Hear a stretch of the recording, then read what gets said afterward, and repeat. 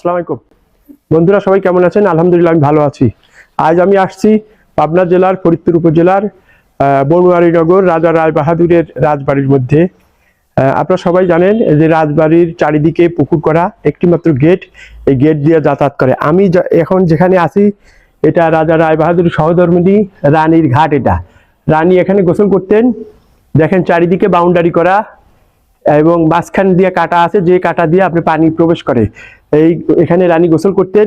এখানকার পুকুরের পানি যথেষ্ট স্বচ্ছ পরিষ্কার, দেখছেন, অত্যন্ত মনোরম দৃশ্য।